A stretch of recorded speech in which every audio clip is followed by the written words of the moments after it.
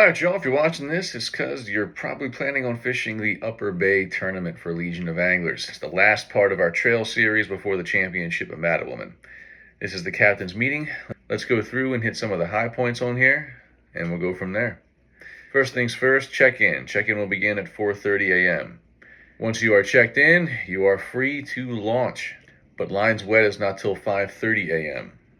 You have the day to fish, lines out at 2:30 p.m., and submission cutoff will be 3 p.m. We are aware a lot of areas in this particular creek do have reception issues, so just try to plan for time to be able to get those catches in. That's why we leave that 30-minute window so you can get back to some kind of decent reception out there.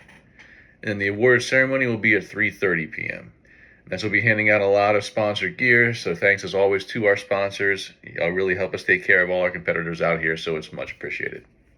A link to the location of the Turner Creek boat ramp can be found on the Fishing Chaos app, as well as instructions for everything. Make sure you review the photo standards. They're very broken down line by line for all the considerations you have to have in each photo. Those instructions are on Fishing Chaos as well.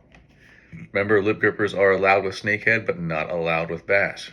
Always, always, always double check your pictures before you submit them. Make sure that lip is clearly, visibly verifiable in contact with the fence of the board.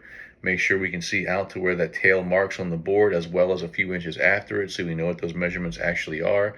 Make sure the photo is clear, not blurry, and as much as possible, make it a top-down view as opposed to standing back at an angle. Your ID tag, that will be handed to you at the point of check-in. There's no need for you all to print out or write anything down.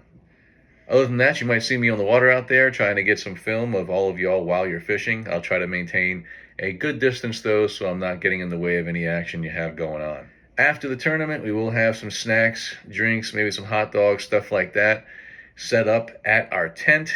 But one more point I want to hit on here. On a low tide, a lot of these areas can get very, very shallow.